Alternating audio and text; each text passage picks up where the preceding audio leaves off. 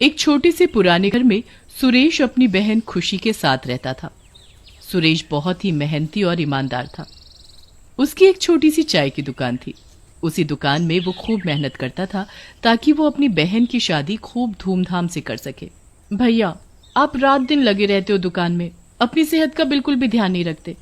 कम से कम टाइम से खाना तो खा लिया करो। अरे पगली, मेरी थकान और भूख प्यास तो तुझे देखते ही गायब हो जाती है।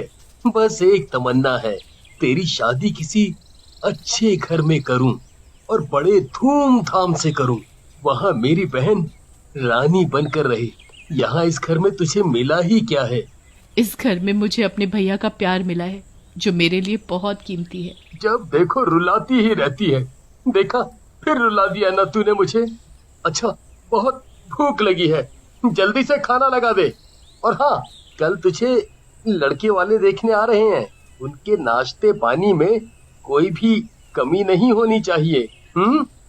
दोनों भाई बहन बड़े प्यार से खाना खाते हैं और सो जाते हैं।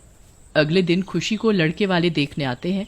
उन्हें खुशी पसंद भी आ जाती है, पर लड़के की माँ सुरेश को एक ओर ले जाती है और बोलती है, देखो, हमें तुम्हारी बहन पसंद है, पर हमारी एक शर्त है, तभी हम बात आगे बढ़ाएंगे। आपकी हर शर्त मुझे मंजूर है। बस आप मेरी बहन को अपने घर की बहू बना लीजिए। शर्त तो सुन लो पहले। शादी के दिन मुझे एक सूटकेस भरकर पैसा चाहिए, बिल्कुल भरा होना चाहिए, जरा भी खाली ना हो। और शादी के बाद जब तुम्हारी बहन पग फेरे के लिए हमारे घर आएगी तो उसे सोने के साथ लाद कर ही भेजना उसके ससुराल। बताओ, अब शर्त मंजूर है? कजरी की शर्त सुनकर सुरेश सोच में पड़ जाता है। हे भगवान, अब मैं क्या करूं? ये तो दहेज में इतना सब मांग रहे हैं। इतना अच्छा घर और इतना अच्छा रिश्ता मैं हाथ से जाने नहीं दे सकता। अभी तो मैं हाँ बोल देता हूँ, बाद में आधा आधा करके सब चुका दूंगा। पर मुझे ये बात खुशी से छुपा कर रखनी होगी। अगर उसे इस बारे में जरा भी पता चला तो वो ये शादी कभी नहीं करेगी। सुरेश कजरी को सब देने के लिए हाँ बोल देता है। शादी भी आ जाती है और अभी तक सुरेश ने जो जोड़ जोड़ कर रखा था सब इकट्ठा कर कजरी के हाथ में थमा देता है। अपनी बहन को सुरेश हंसी खुशी विदा कर देता है। 2 दिन बाद राखी है और उसी दिन खुशी पग फेरे के लिए घर भी आएगी। उसे देने के लिए मेरे पास अब कुछ नहीं बचा। हाँ, ऐसा करता हूँ, मैं ये घर बेच देता हूँ। अगर कुछ कम पड़ा तो दुकान भी बेच दूंगा। सुरेश घर दुकान बेच देता है और खुद सड़क पर आ जाता है। अब उसके पास रहने के लिए कोई ठिकाना नहीं था। सुरेश हंसी खुशी हाथों में गहनों की पोटली लिए घर की ओर निकल पड़ा, पर रास्ते में एक कार उसे टक्कर मारकर चली जाती है, जिसमें सुरेश की मौत हो जाती है। ये तो कोई चोर मालूम पड़ता है। सही कहा, देखो ना उसके पास कितने सोने के गहने हैं जो वहाँ पड़े हैं। चोर को उसके किए की सजा खुद ही मिल गई। अरे भैया, हमें पुलिस को इसके बारे में बताना चाहिए। हाँ। थोड़ी ही देर में वहाँ पुलिस आ जाती है और वहाँ पड़े सुरेश को अपने साथ उठाकर ले जाती है। सुरेश मर तो गया था, पर वो मरने के बाद भूत बन गया था।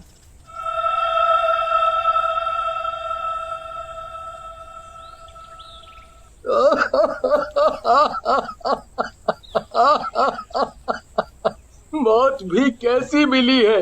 मेरा यहाँ घर मकान सब खत्म हो गया और लोगों ने मुझे मरते ही क्या नाम दिया, एक चोर का। ये तो ऊपर वाला ही जानता है कि मैं चोर हूँ या नहीं। काश मरने से पहले एक बार अपनी बहन से मिल लिया होता, उससे राखी बंधवा ली होती। आज के दिन मेरी ये कलाई सूनी रह गई। वहाँ खुशी अपने भाई के घर पहुँचती है। भैया, भैया कहाँ हो आप? देखो मैं आ गई। अरे खुशी, किसे आवाज लगा रही हो? यहाँ तुम्हारा कोई भैया नहीं है। भैया नहीं है? आज के दिन वो कहाँ जा सकते हैं? तुम्हें पता नहीं है कि तुम्हारा भैया एक चोर है? चोरी करके भाग रहा था तो गाड़ी के नीचे आने से मर गया। नहीं नहीं, ऐसा मत बोलो। मेरे भैया चोर नहीं हो सकते। वो कभी चोरी नहीं कर सकते। वो तो कितने ईमानदार थे। भैया, भैया आप कहाँ हो? देखो तुम्हारी बहन तुम्हें राखी बांधने आई है। आप सब झूठ बोल रहे हो। मैं तुम्हारी बातों पर यकीन नहीं कर सकती। मेरे भैया नहीं मर सकते। मैं आ रही हूँ भैया, आप कहीं भी हो मैं आपको ढूंढ ही निकालूंगी। हाथ में राखी और आंखों में आंसू लिए खुशी निकल पड़ती है सड़कों पर अपने भैया को ढूंढने। सड़क के बीचों बीच आते ही उसकी भी वैसे ही मौत हो जाती है जैसे उसके भाई की हुई थी। मरते ही वो चुड़ैल बन जाती है। मैंने तो हर राखी पर अपने भैया की लंबी उम्र की प्रार्थना की थी, फिर क्यों वो मुझे छोड़कर चले गए। भैया, अगर आप इस दुनिया में वाकई नहीं हो तो देखो, मैंने भी इस दुनिया को अलविदा कर दिया है। मैं भी मर चुकी हूँ, आपके बिना मैं कैसे जी सकती हूँ। खुशी अब एक चुड़ैल बन चुकी थी और सुरेश भूत, पर दोनों को ही पता नहीं था कि वो दोनों भूत और चुड़ैल बन चुके हैं। खुशी जरूर आई होगी मुझसे मिलने घर, मुझे राखी बांधने। मेरे घर ना मिलने से शायद वो वापस चली गई हो। उसे कितना बुरा लग रहा होगा आज मेरे घर ना मिलने से। एक बार खुशी को देख लूं बस, फिर कहीं दूर दूर चला जाऊंगा, हमेशा हमेशा के लिए। खुशी कहीं दिखाई क्यों नहीं देती? अब तो शाम होने को आई है, उसे तो अब तक वापस आ जाना चाहिए था।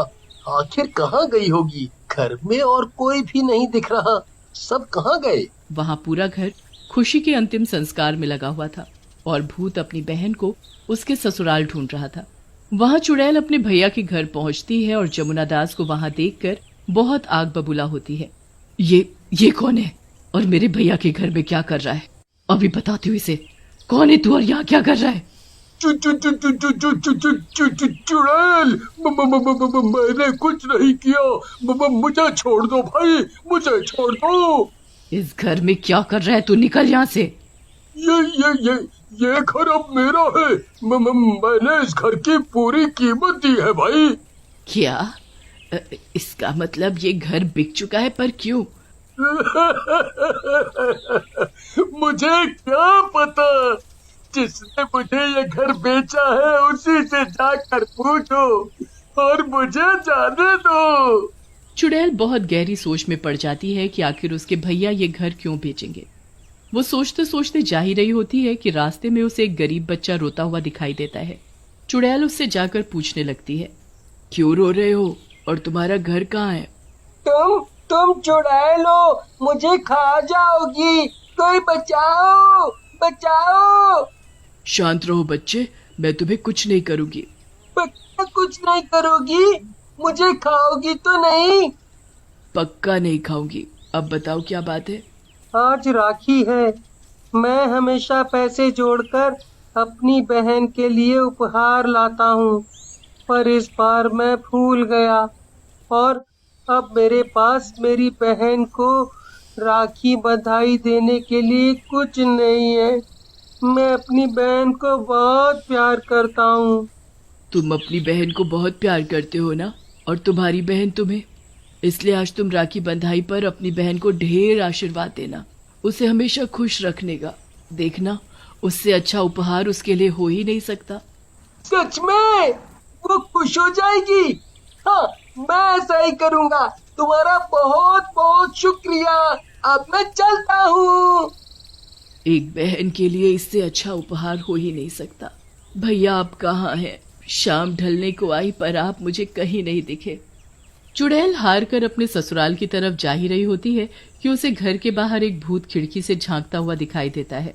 ये तो कोई भूत मालूम पड़ता है, पर ये मेरे घर की खिड़की से क्या झांक कर देख रहा है? अभी बताती हूँ। ए भूत, तू यहाँ क्या कर रहा है? देख, मैं तुझसे डरने वाली नहीं, इसलिए तू यहाँ से चुपचाप चला जा।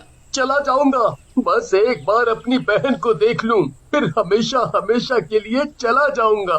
तुम्हारी बहन यहाँ रहती है क्या? कौन कौन है तुम्हारी बहन? बताओ जल्दी। खुशी, मेरी बहन का नाम खुशी है। मैं कितना बदकिस्मत हूँ जो आज के दिन अपनी बहन से राखी नहीं बंधवा पाया।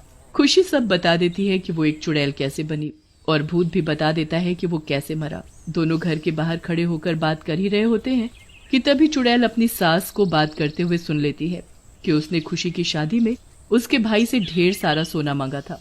उसी शर्त को पूरा करने के लिए उसके भाई ने घर दुकान सब बेच दी। मुझे माफ कर देना खुशी, मैं इस बारे में तुम्हें कुछ नहीं बताना चाहता था। भैया, पूरी दुनिया में तुमसे अच्छा भाई कोई हो ही नहीं सकता। चुड़ैल अपने भैया को राखी बांधती है और इस तरह दोनों का राखी का त्योहार पूरा हो जाता है।